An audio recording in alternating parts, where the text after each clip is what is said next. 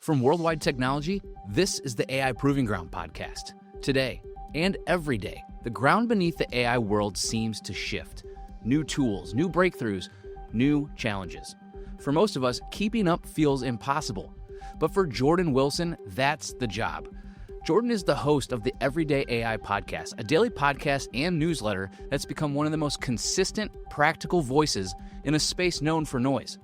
Jordan has subscribed to and experimented with hundreds of AI tools, spent thousands of hours in the weeds, and makes it make sense for the rest of us. And while his show mostly helps everyday professionals get smarter with AI, his vantage point offers something rare, a front row seat to how the technology is actually being adopted and stalled inside the world's biggest companies. This episode is for the leaders standing at that crossroads, the ones who know AI can transform their business but aren't sure how to move from experiments to real impact. So stick with us as Jordan walks us through how to make AI work at scale inside your organization. Let's get to it.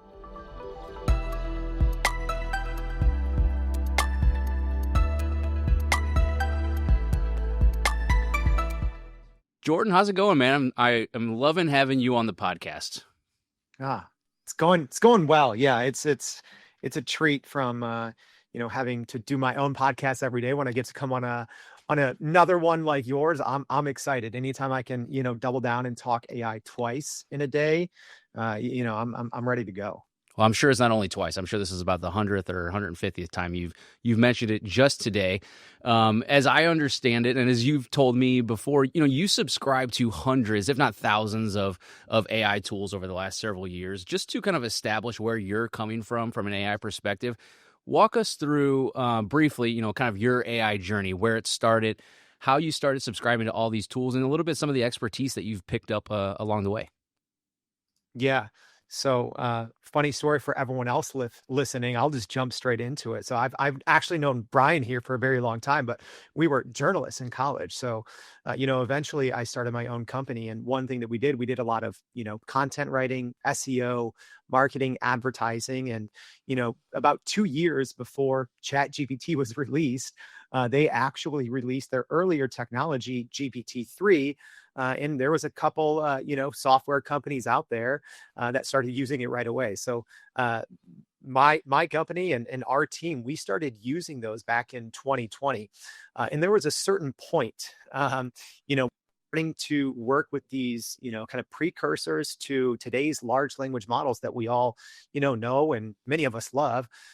There was some growing pains, right? Initially, it's you'd hit your head against the keyboard after you got over the fact of like, wow, this technology is great. But it got to a certain point when I learned how these models worked, and when I, understood the basics of, prompt engineering, I'm like, wait, these things can already write at a level that, me and Brian used to write at.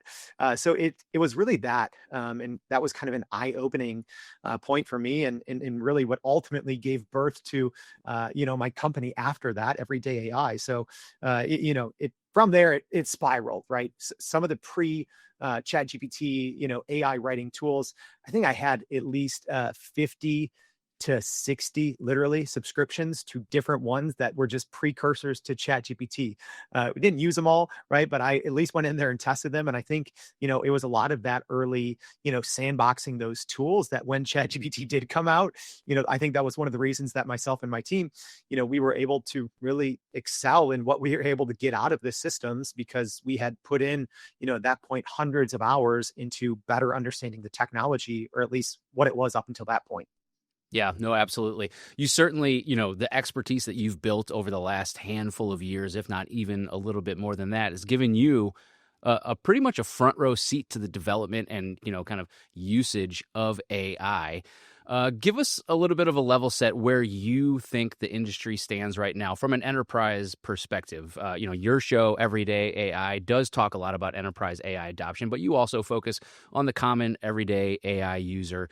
Our podcast more, skewed towards the enterprise audience. Where do you see the AI industry right now? What's the opportunity? What are the challenges?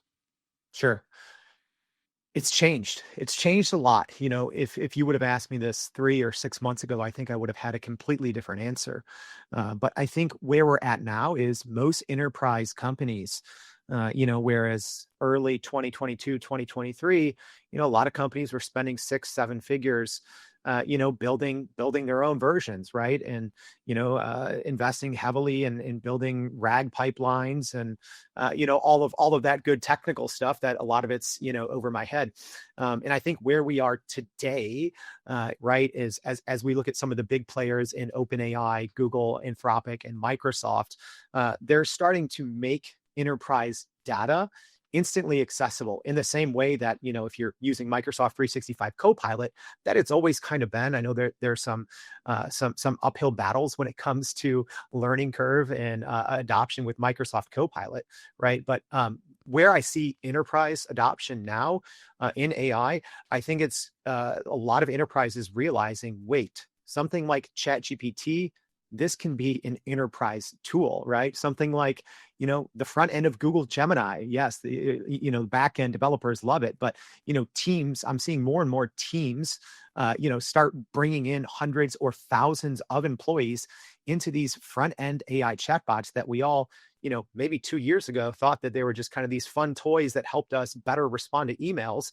And what I've been saying all along, I'm like, no, these are AI business operating systems, right? And smart enterprises we've seen have started to move their day-to-day work inside of these models, even if they do have their own, company model that they've fine-tuned, even if they're, as an example, a Google organization or a, Microsoft organization, they're not just sticking to the respective, large language models of those companies. You have large teams, large organizations moving completely into these, what we think of, kind of these front end AI chatbots because of their capabilities and how much, they've expanded over the last couple of months. One very quick example, ChatGPT adding something like connectors, right? So now you can, as long as your IT team there gives you the thumbs up, and you can connect your enterprise data to ChatGPT. So it's not quite, what you would get out of RAG, but I like to say it gets you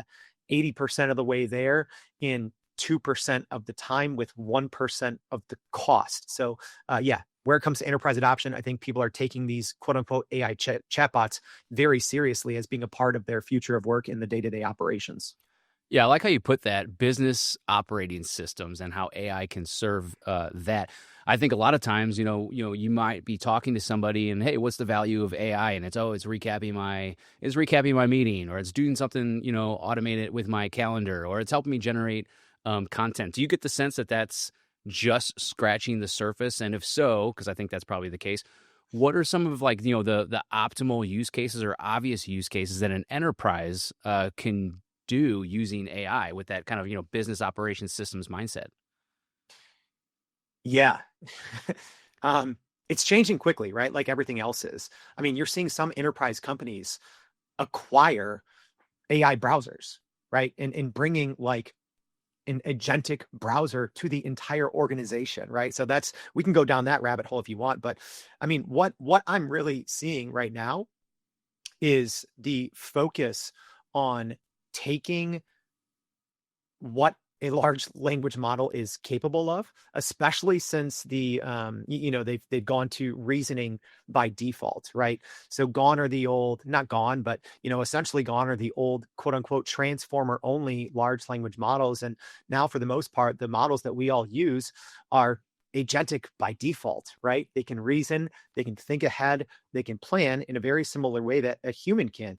And then you add all of the scaffolding and tool use that these agentic models have, right? Not agents, but they are agentic models. And I think that really changes how we should be looking at these, previously what we thought of as consumer large language models, but again, they're becoming enterprise tools as something more than just like, help me, recap this, summarize this. Instead, it's like, hey, here's 5 different pieces of information, right? Here's my HubSpot access. Here's my Notion account. Here's my Google Drive. Here's my Teams.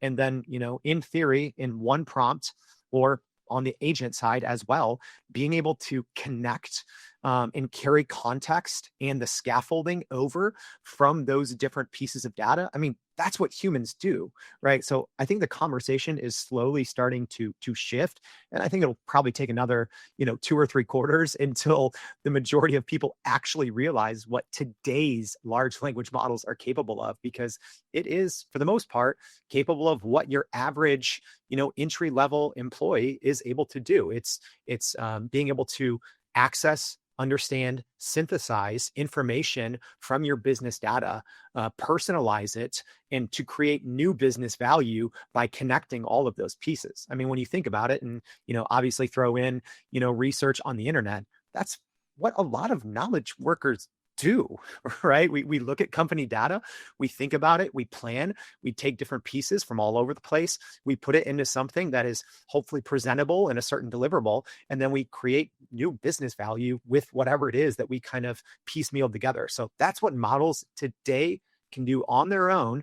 And end users don't really need to have a whole lot of technical expertise. It's like, all right, make sure you use the right model, make sure you're connecting it to the right data that you have access and rights to do, right? And then from there, I mean, the models are shockingly capable. You and your podcast, you're a prolific content creator, and you have been ever since the days where we were journalists together. But you're pumping out episodes every single morning. And if you're not already a listener, go and check out Everyday AI Podcast, subscribe to their newsletter. It's a fantastic resource.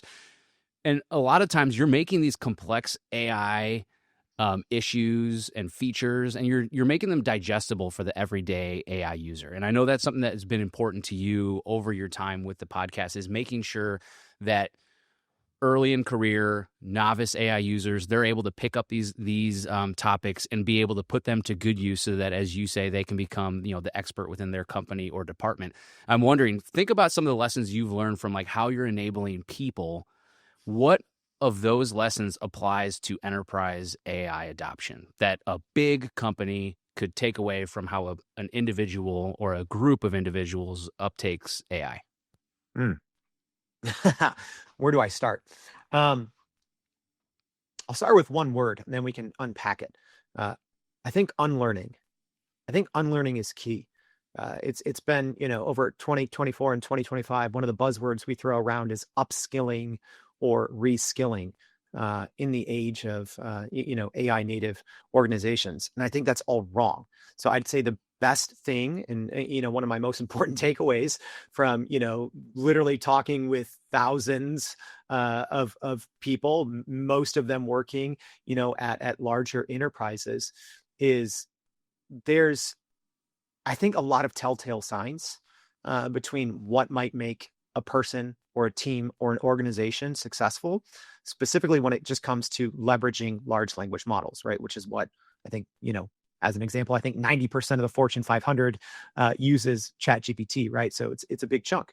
And I'd say what I've seen personally and has observed and through so many conversations is how people learn and actually leverage AI.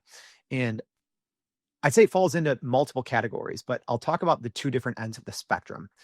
Number one is you have your kind of hands-off automators, right? Not saying that's a bad thing, right? But when you think about there's downsides to that, right? When you realize the power of these large language models and you're like, let me kick the majority of my work or as much as my team's work as I can to a model, sit back, see what it spits out and, try and work with it, versus those that are augmenting, right?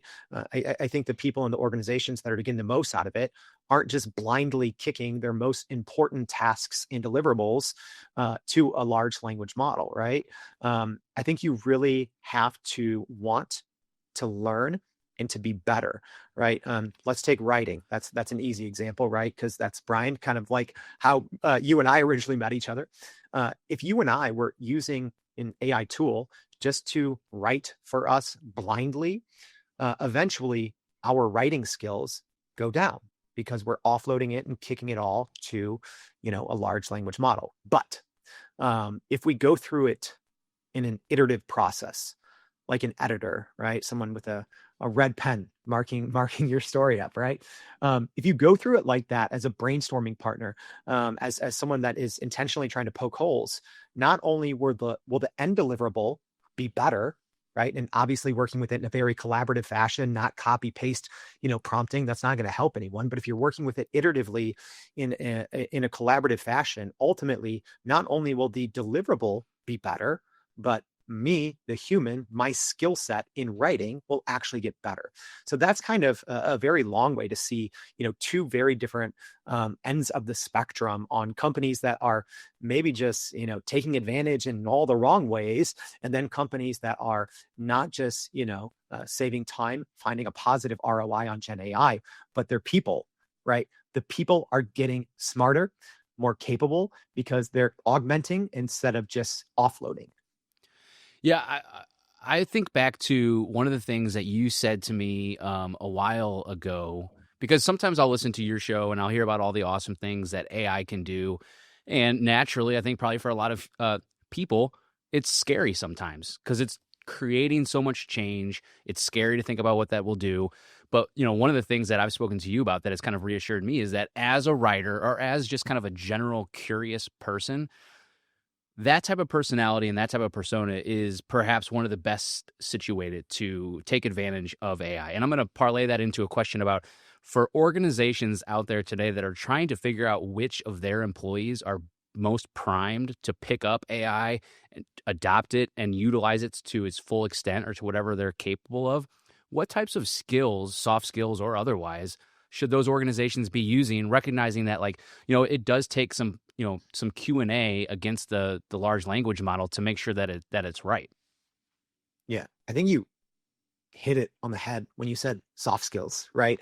I think soft skills, at least in the AI everywhere kind of workplace that we're all faced with now, soft skills are extremely important. Being curious, extremely important. Language skills, extremely important.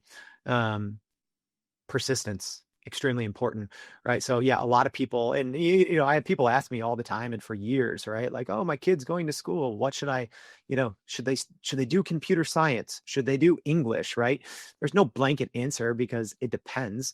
But from an organizational standpoint, when you are wondering, hey, who needs to be on my champions team for AI, it's the curious people. It's the people who are going to ask the right questions. And we can get into, I'd love to talk about like first party reasoning data, right? But you need people who can ask questions, who are good listeners, who are solid communicators, and who can piece holes poke holes, find out where the leaks are, and then can talk and bring the right people together to fill those gaps. I think so often organizations look at the most technical people, right? And they're like, all right, who are our most technical people? Who are people that we can slap a label on their desk that says prompt engineer, right? I don't think that's the right approach. You need people who are experienced in change management. You need people who are solid communicators, who are curious, and more importantly, they have to be adaptable. So a lot of times it is soft skills.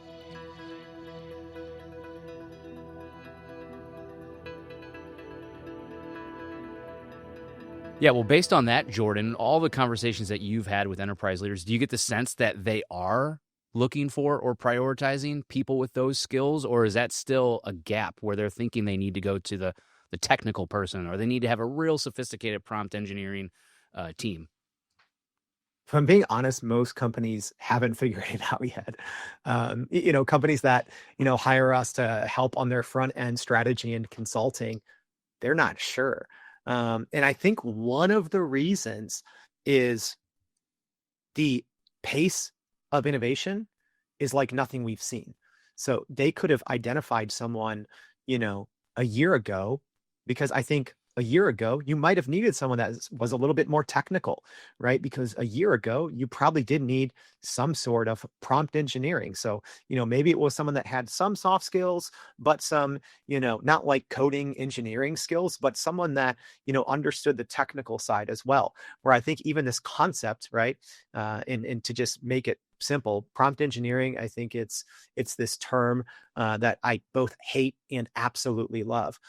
All it is, it's the process that a human goes through to get the most out of a large language model, right? So it used to be much more technical, and it's not anymore. So I think some organizations, it took them too long. They looked at AI, AI implementation or their AI strategy like they would any tech innovation, any digital transformation, which I think is a huge mistake. You have to be in a rush. You have to hurry, right? You have to slowly and carefully sprint. And I don't think most enterprise organizations did that. So, they probably identified some people, maybe with ML backgrounds, maybe with AI backgrounds, especially larger enterprises that have those people and have had those people on their roster, people, data science, data analytics. And I'm not saying those are the wrong people, but you also need someone experienced in change management, because if you want to get the most out of AI in your enterprise, you have to go back to what I said earlier. You have to unlearn. You have to literally unlearn certain skills, certain routines, and certain good habits that have made you, your team, or your organization successful in decades past, right? So I think that's where you have to find someone that can simply say, right? And I had to go through this myself, right? I was a writer, but I had to go through a process that said, hey, this AI is better at writing than I am. So if I'm going to use it, I can't just sprinkle. I can't just upskill myself. I can't just reskill.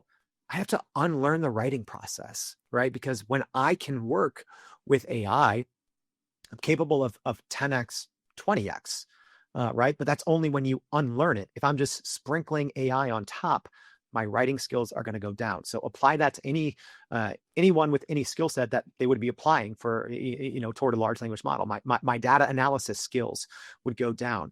My competitive analysis skills would go down, right? Whatever it is that we're talking about. So, I think it's a balance of finding the right person. But the problem is that person is changing because of the rate of the technological change, which is so hard to keep up with. I spend hours every single day only doing that, and I can't do it, right? So it's like what you need, who you need is constantly changing at a pace when you look at, the internet, cloud, mobile, right? Other tech transformations of decades past, what we're looking at now with generative AI, you can't use your prior roadmap anymore because it's moot. I want to pivot a slight bit here and talk about the concept of tool sprawl, because that is something that that organizations that worldwide technology deals with a lot. They talk a lot about tool sprawl, and that's not anything new. But with AI, it's kind of rocket boosted. You have tool sprawled on purpose. You subscribe to all these different tools, and so you're collecting them on purpose. But I am curious, moving forward, do you think organizations need to have a ton of tools in their toolbox? Do they need to consolidate? Is it kind of like a living, breathing organism where sometimes you're ballooning up, sometimes you're going down? What do you think? Because, obviously people want to get towards as much of a consolidation as they can so that they can stay on top of it. But to your point, you always need different things. New tools are being released. They tackle different use cases. So what do you think about that concept? Yeah, it's a good question. I think shiny object AI syndrome is one of the major reasons why certain organizations aren't getting more out of AI than they would expect to. Right. I did some work with a company last year. And even within a small marketing team, they were using more than 50 AI tools. Right. And after a couple hours of conversation, I think we finally, opened up their eyes on why that was the reason that some of their efforts were stalling. Yes, I use a ridiculous amount of AI tools, but most of them, I'm usually only sandboxing, right? But if you look at, what our team is using on a day-to-day basis, it's actually not a lot. It's a lot fewer than a lot of people might realize. And I think whether you're a small, medium business or, a Fortune 100, you need to have what I said. You need to have an AI business operating system, right? I've been a weird guy screaming about that for years. So that could just be Microsoft Copilot, but actually training your organization on that, which is a big thing people skip. Like I said, I've seen a lot of Microsoft and Google companies, or companies that use those, right, as your email provider, desktop software, etc., still use something like ChatGPT or Claude, but you need to pick that business operating system, and you need to start consolidating tool use, right? So if you do have, 3, 4, 5, a lot of companies, especially in the creative space, are still using 5, 10, or more different AI tools. Not saying you have to get rid of all of them, but the big companies, that's where they're going. I mean, look at what Google's done over the last couple of months, right? So all of a sudden, they have a state-of-the-art AI video model. They have a state-of-the-art AI image model, right? That's gone mega viral over the last couple of weeks. They have extremely capable text-to-speech models. So, you could have started collecting those and starting to build your processes around those. But I think you have to look at all these tools. And if you think that one of these tools, I always say, do they have $1 trillion market cap? Yes or no? And if the answer to that is no, then you have to be able to have a conversation with, okay, what happens if this tool, if this company, if this startup is gone next month, right? So I'm not discouraging people from exploring different, generative AI tools, but you shouldn't wrap up one of your most important day-to-day processes around a tool that is not one of the big boys, if I'm just being honest, right? It's way too risky, or at least have backups and redundancies, whether we're talking about, actual large language models, creative tools, AI agents, it doesn't matter. Again, I think a lot of them don't have as much staying power, or if OpenAI or Google or Anthropic or Microsoft, adds one feature, flips one switch, 10 of those tools that you thought were irreplaceable and now are ingrained in your day-to-day processes, they might go out of business very quickly, right? So again, I think you just have to be very strategic with AI tool use. This episode is supported by Cyera. Cyera offers data security posture management to discover, classify, and protect sensitive data. Enhance your data security with Cyera's automated protection solutions. Another quick pivot here. I want to talk about that MIT study that came out at this point a couple weeks ago. You had an episode shortly after that report released, and for a reminder of anybody that is listening here, the headlines that I'm sure you saw were 95% of the AI projects fail to deliver ROI or get out of a POC stage. You roasted this study on one of your episodes. It was an entertaining episode, to say the least. I think it gets to a nugget of wisdom there, a kernel of truth, certainly sensationalized. But give me your take on that study, and then on the back half of your answer, what's your perspective on why a lot of AI projects stall, or do they just need more runway to work? Yeah. Great question. And I think this is where, it's just important to very briefly touch on my background, right? My background's in journalism and then marketing and now AI. If I had to split my career into thirds, part of this, it's the media's fault, right? They saw this study. Oh, that's a sexy headline. We're going to get clicks from this, right? It's obviously, I won't say funny because it's sad, right? A lot of big publishers are losing money because of, AI answer engines. So they're not getting clicks. So they're having to write things. And a lot of times it's about AI that drive clicks, right? If it doesn't bleed, it if it bleeds, it leads, right? So I will say, I think a lot of the media didn't read the study. The study did not take long to read. It was, 30 something pages, took an hour. I know most of the media companies did not read the study, because you can tell they didn't read it. Because if you would read it, you would see that it's not a good study. It's one of the worst that I've ever read, and I read a lot. So let's just go to the main stat there, right? This 95% failure rate of AI pilots. It was based on 52 interviews. Yeah, go read the study. It was based on 52 interviews. And these weren't even auditive or quantifiable interviews. These were qualitative interviews, right? So essentially, the authors labeled them as directionally accurate, right? Saying like, hey, these are just estimates and this isn't even precise. On 52 interviews, that's where that 95% stat came from. And not only that, I mean, that's a laughably small sample size, right? But the way that they judged success on these AI pilots, it's hard for me not to chuckle because this is it's atrocious, really. They judged it had to show up a positive ROI on the P&L within 6 months, right? Like that's asinine.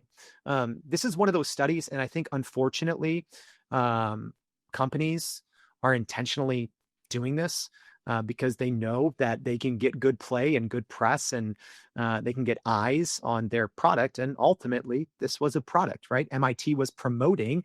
Essentially, they said, "Oh, well, the reason all these AI pilots are failing is, people don't know how to use AI." But this is like an infomercial, a really bad infomercial. And then at the end, they're like, "All right, but here's the answer."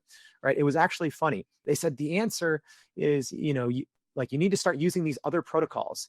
You need to start using, and they literally put their MIT Nanda, which no one had ever heard of.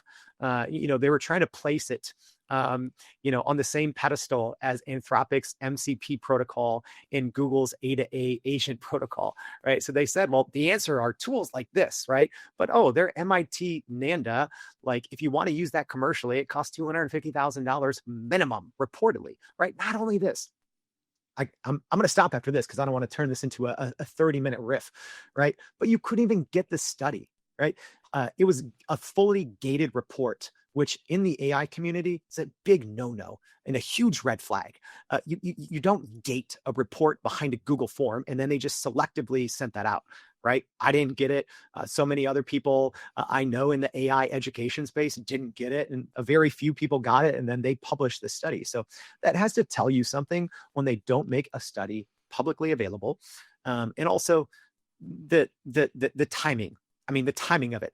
Coming out around the same time as a lot of quarterly reportings, things like that. I mean, they knew that they were going to get a lot of play, and unfortunately, journalists and the media, they shoulder a lot of this blame, right? You can't just look at a shoddily done study like this, and I'll say it's more marketing than a study, and you can't just copy paste the headlines without actually reading it. Because if you actually read it, another thing, huge self-selection bias, right? The interviewees were organizations that were, quote unquote, willing to discuss AI implementation challenges, right? So if someone asks you, hey, are you willing to discuss AI implementation challenges? Well, what if you don't have challenges, right? All of a sudden, that skews that 95% if you're only selecting from the world's smallest pool. I can go sample more than 52 people right now at the grocery store, right? And if you're only asking for people that are having challenges with AI, yeah, that is the number one self-selection bias red flag right there. Yeah. Well, tell me how you really feel, Jordan. No, I knew I was gonna push a button on that one. I do want to push back a little bit, though. I agree with the merits of what you're talking about with that study, but lots of conversation that we have here at Worldwide Technology with clients that come through our doors or if we're visiting them in their offices, they do struggle to get AI projects out of the POC phase. I don't know anybody that's saying it has to work in 6 months or we're going to trash it, but the fact remains, it's hard to do these things. Mm-hmm. Where are you seeing some of the gaps? What are some of the challenges that you think are truly, maybe not plaguing, but are really having a big impact on getting those POCs out the door to production for enterprise orgs? Education, learning, and development. I think companies are fine investing their dollars in the software, in the tooling, in the licenses, right? Yeah, companies are fine, spending 7-8 figures, on Microsoft Copilot seats, right? They're fine. They're fine with that. But you can't just give someone access to a piece of technology that hardly no one understands, right? I think that's important to look at. Even the people who create and work on large language models admit that there is still a certain level of black box, right? They don't fully understand everything. So if the people that are actually creating the technology if they still admit that there are things that many of them don't understand, and you just hand off a literal generational piece of technology to hundreds or thousands or tens of thousands of employees, and if you don't train them, that's why it doesn't always work right away, or why it works in smaller pockets or for certain groups and not other groups, right? Obviously, the technology excels in certain certain verticals or in certain types of work more so than others, but it comes down to learning, education, training. For whatever reason, companies don't want to invest in that. And I think part of it is, companies have FOMO and they just expect like, oh, well, these models are so smart, just talk to them and then it's going to go, right? I talk to, to people at large organizations who it's their only job to keep up with, Microsoft Copilot or whatever it is. You can't. You can't. Teams need large, enterprise organizations need large training teams internally, right? Like what I do every day, I spend, depending on the day, 6 to 12 hours learning about, experimenting, and sandboxing AI. Companies need that, but they need teams of me who are doing it personally. All of these new updates, whatever your sandboxing, your QA, whatever your next pilot is, you need people constantly working on that, but you have to stay up to date every single day because literally, the technology, we're talking ChatGPT just drastically changed yesterday. They had a small little thing with essentially the juice in how much a model thinks, and it completely changes, right? If your organization has ChatGPT Enterprise and you had everything up and running and working, and you had these projects and these GPTs and everything was working great. Well, now the models are completely different. So you had something kind of overfitted or underfitted, and now you have to go adjust. But you have to understand what's happening on a daily basis and be able to make those changes that move the needle for your company. Yeah, I want to stick with the adoption part. We have a couple other topics that I want to get to, but one of the additional items I think was actually in the MIT study to get out of that 95 bucket and into the 5% that are really succeeding within that 6-month period. I think one of them was executive sponsorship or something of that flavor. You've talked to a lot of executives on your show, Everyday AI. What do you think about executive sponsorship as it relates to driving AI down through an organization? And more so, maybe like as you're talking to executives, how can you tell that they're excited or going to be able to effectively get people to buy into AI and use it a lot? That's a great question. And if I can, let me give a very WWT answer. Going back to, I was able to talk to, your CEO a couple of years ago, and something he said actually then, talk about, executive sponsorship. He had a great nugget in our conversation where he essentially said, meeting with his executive team, and he said, hey, if it's not AI first, AI native, don't bring it to me, right? And this was 2 years ago. So if you want to talk about, leadership championing a cause, I think something like that is a prime example. But it can't, I think there's also that approach can sometimes get twisted and misconstrued. You obviously need it, right?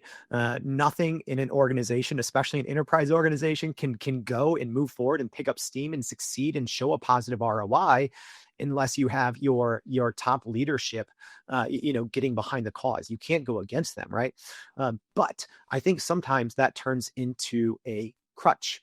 And what I mean by that is there's a fine line between something like executive sponsorship and top-down leadership, right? You also can't just say randomly one day, and I've seen this happen all the time, hey, team of 5,000 employees, we're switching from Copilot to Gemini next quarter because Gemini's models are better. Final answer. And we also need to increase productivity by 30% and reduce headcount by 10%. right? You can't do that. And unfortunately, a lot of organizations are doing that top-down approach. And there's a lot of reasons why it doesn't work, but you have to go back to people management. This is change management. AI implementation is not a technical projects. It's a people project. And, you kind of touched on it earlier, Brian, as these models, and, we're going to be talking about agents more, as these things get more and more capable, organizations that still haven't fully implemented AI from top to bottom, the employees are scared. Let's be honest, right? So if you get a top-down kind of edict from a leader, and you're like, oh gosh, it looks like this, this tool or this AI or this agent can kind of do a lot of my job, right? So you literally have self-sabotagers all over the place, right? It is way more common than people think of, especially in enterprise organizations that essentially just kick, kick the can and don't fully implement an AI project the way that they should or could, because they're like, well, this is going to replace a big part of what my team does. So, well, if we never, integrate it to begin with, we don't have to worry about it. And I think that's, an overlooked cause of a lot of, whether you call a pilot or an implementation failing when it's top down. So yeah, I think you have to find that nice balance between, the executive sponsorship and not falling into that, top down directive, because people do feel threatened by that. Yeah. Well, you'd mentioned agents. Shockingly, that was the first time I think we had mentioned agents, and we're 40 minutes in maybe. 2025 called the year of the agent many months ago. Agents has a ton of buzz around it. I'm a little tired of hearing about like, oh, it can go and book my air flight travel, and then it can get my restaurant, and then it can get my hotel. Give me something a little bit more tangible for a business. What's the immediate use case and usage for agents in the enterprise setting, and where do you think it'll go in the near to mid future? Sure. I think even the word agent is very confusing, right? Because when you talk about capabilities, I think like you have to separate and also understand the difference between a large language model, between an AI powered workflow, between an agentic model and an actual agent, right? So an agent is a piece of technology powered by at least one or sometimes a dozen different AI models. And sometimes there's sub agents as well. And you essentially give the agent a goal, right? And the agent will build its own path. It'll build its own vehicle, and it'll figure out how to get there, right? It has tool use. It has access to the internet. Many agents have, virtual browsers. They have terminal access, right? So literally the same type of tooling that a human would have sitting in front of the computer, right? Yeah, I can go to a website, you can log it in, save your credentials. It can have access to your dynamic, company data. So where you can find value right now in agents, you have to know the right agent for the right tool, right? It's great timing because I actually went over like top 10 AI agents on today's show. So this is one of those areas where it's like, okay, some of the startups are actually a little farther ahead. And again, I think you have to be cautious and not putting too much of your day-to-day operations inside of agents. I think, the exception to that rule, I think, is Microsoft Copilot Studio, and that kind of, it tiptoes the line between AI-powered automations, powered by agentic models, and actual true end-to-end agents. There's obviously both, but I think some of the utility is more of using agentic models and building these, AI-powered workflows. So technically, agentic workflows, but not booking your travel. Number one, I think one of the best things that enterprise companies can do right now is marrying their company's data with research and personalized reports for their people, right?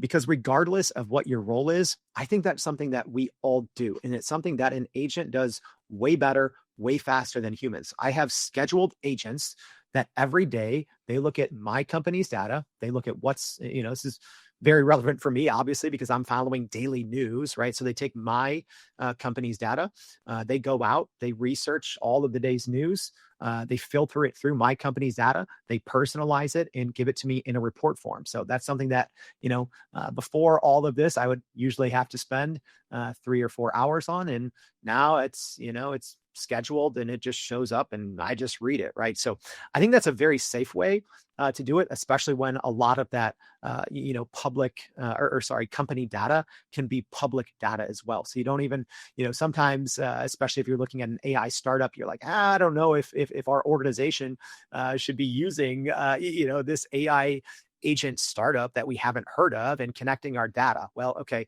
start siphoning out, see what part of your company data is public, right? A lot of, especially larger enterprises, don't always realize, well, if you're a public company, so much of your your company's data is already public from earnings call, from financial filings that are required here in the U.S., right? So I think that there's so much you can do just in that one use case that just about any knowledge worker can find immediate benefits from. And maybe it's not something you're already doing, but you're like, man, it's almost like if you could hire a personal research assistant to go out, look at your competitors, look at market positioning, look at new services and technology, around your work, and then personalize it for you, your job, your role, your company, and it's ready to go how you want to read it in the format you like that works best for you. I mean, that's a great, easy use case, much better than, booking your next, flight for the next conference.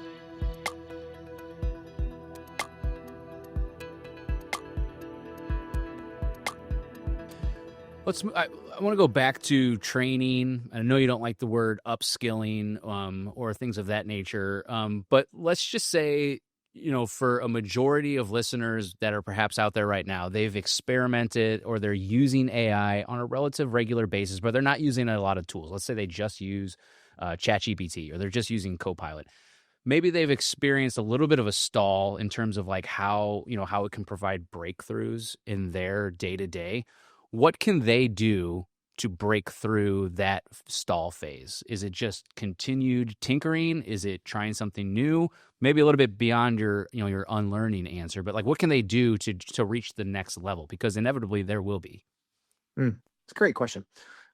One thing that I see hardly no one doing, so stick with me, podcast audience. I'm going to try to explain this. Let's look at the two most popular models in ChatGPT and Google Gemini. So by default, these models now they're reasoning models, technically hybrid, right? But when you ask a question, or if you are doing something a little more complex, sharing your company's data, working on a project, iterating, right? There's something called a summarized chain of thought. Okay. And the same thing with like ChatGPT agent mode, right? We talk about traceability, observability, etc. Take your time and look at that, right? People don't know you can click it. It's not like a big button, right? But you can see how a model reacts to the information that you give it, right? So if I dump, I'll just use an example for me. If I dump my podcast download stats and my email open rates and huge which I've done this all the time, spreadsheets with hundreds of thousands of data points, and then I also have a model go do research based on what it finds, right? It might take 15-20 minutes to get a response. Okay, so what do I do with that? How do I get better? What if it's not ideal? Click that little, it usually says like thought for 30 seconds, thought for 4 minutes, right? That's a summarized chain of thought. So you can see how a large language model takes on a task. This is if I were to give, Brian, if I were to give you the same assignment, this would be me sitting over your shoulder, taking notes exactly on what you're doing. Okay, first, Brian is opening up the spreadsheet. Then he's scrolling through and, it looks like he is adding a filter in this row in order to sort only cells that contain the word podcast, whatever, right? So if you really want to get past a roadblock, or if you want to get to a breakthrough within your enterprise when it comes to using, especially if you're using kind of like, these off-the-shelf consumer models, in ChatGPT, Gemini, Claude, Copilot, etc., use that chain of thought. And also keep in mind, large language models are generative. They are not deterministic. So again, if you run that exact same prompt 10 different times, you might get 9 wildly different answers. You might get 2. You might get, a variation of 3 different things, but read the chain of thought, because that's going to tell you what you should have done differently to begin with, because you're going to see where the model, like if I was watching over your shoulder, Brian, and I'm like, oh man, you filtered Z to A. You actually should have written a formula in that cell first before you did that. So now I know next time, right, I need to put that in my instructions, in my prompt to that large language model. So I think that's just a simple cheat code that's available for anyone using these systems that, again, I don't know anyone else. Maybe I'm too dorky, but I think it's such a cheat code that's sitting right there in front of us. Yeah. You brought that up on your podcast a long time ago, and it's a foundational element that works almost every single time. It helps you understand how the model is working, and it helps you write better prompts. You kind of know how to train it, how to coach it, how to say, how to respond to whatever it's giving. So that's an excellent piece of advice that I would give to anybody as well. I know we're coming up on time here. I do want to ask you just before we leave, you've always been someone dating back to our days at the Daily Egyptian. Yeah, that's a newspaper down in Southern Illinois. When we were teenagers, you've always been somebody who's been looking ahead to what's coming next. And for the most part, you've been right about a lot of these things that are coming ahead. You're obviously well plugged in with AI. Take us out as far as you can in terms of what's coming down the line in the future and how that's going to change, how we work. Yeah. I think agentic browsers are going to be more impactful in the short run than general use agents, right? So an easy example of that, right? ChatGPT's agent. I mean, you have to, they're a serious player, right? They have 700 million weekly active users.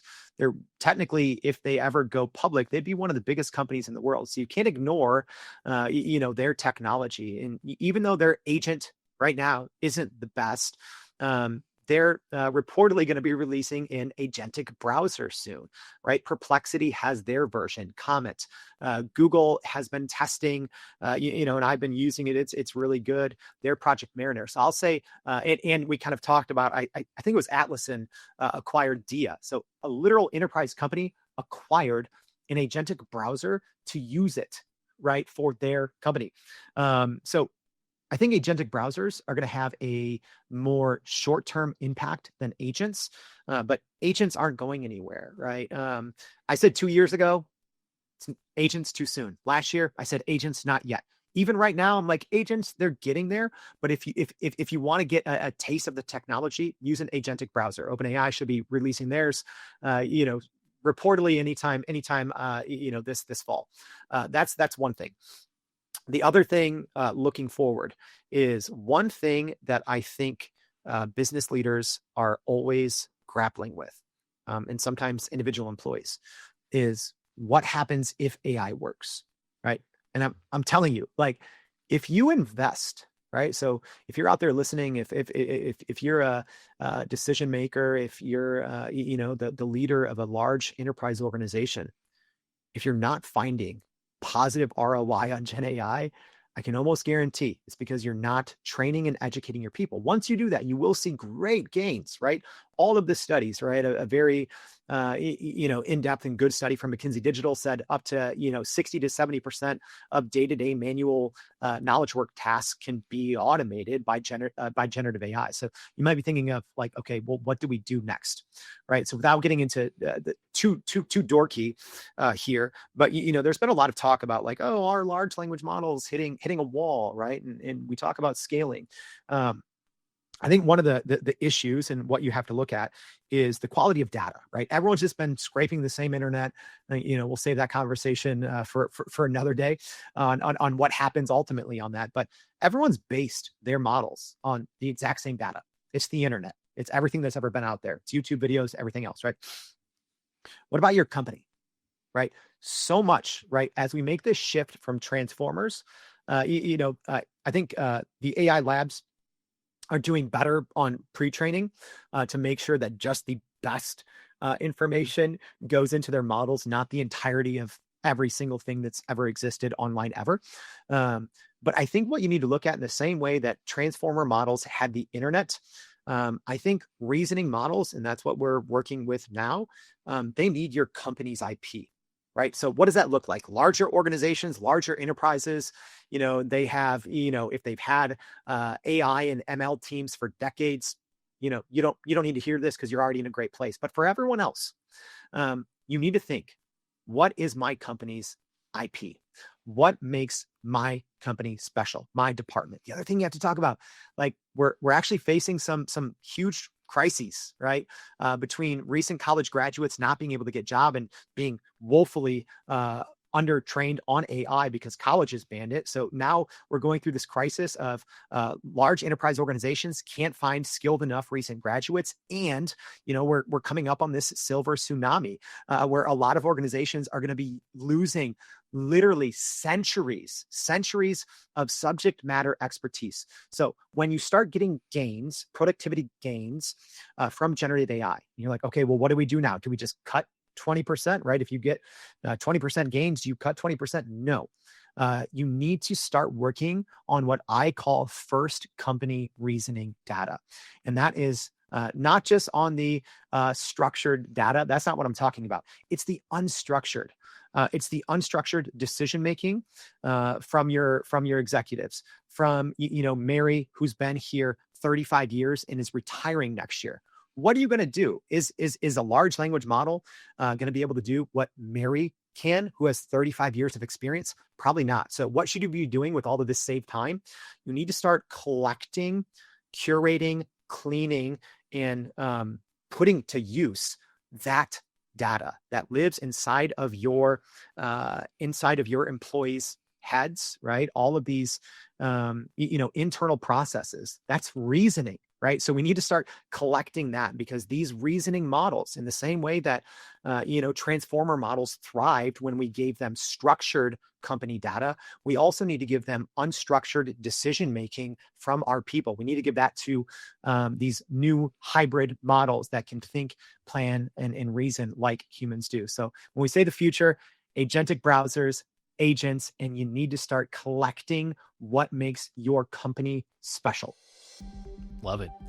Well, Jordan, thank you so much for taking the time out of your busy schedule. I know that you are out there learning about new AI products and solutions all the time, every day. And if you don't already, go out and subscribe to his podcast, Everyday AI. You can find it all over the place. Subscribe to his newsletter. It is a game changer for helping you become the next AI expert within your company. Jordan, thanks again, man. We'll have you on here soon. All right. Thanks a lot, Brian. It was great talking. Okay, thanks to Jordan Wilson, host of the Everyday AI podcast, and someone who's been living inside the AI world long enough to see the patterns most of us are just starting to notice. After this conversation, 3 key lessons stand out. First, unlearning is just as important as learning. Jordan's point was clear. The people who get the most out of AI aren't blindly offloading work to it. They're breaking old habits, rethinking their workflows, and using AI as a collaborative partner. Second, soft skills may end up mattering more than technical titles. Curiosity, communication, and persistence are what separate successful AI adopters from stalled ones. The best prompt engineers aren't the most technical people in the room. They're the ones asking better questions. And third, tools don't create transformation. People do. You can buy licenses, roll out models, and spin up pilots, but if you don't invest in teaching people how to use them, nothing's going to stick. Training isn't a side project, it's the foundation. If you like this episode of the AI Proving Ground podcast, please consider giving us a rating or a review. And if you're not already, don't forget to subscribe on your favorite podcast platform, or you can always catch additional episodes or related content to this episode on WWT.com. This episode was co-produced by Naz Baker and Kara Kuhn. Our audio and video engineer is John Knobloch. My name is Brian Felt. We'll see you next time.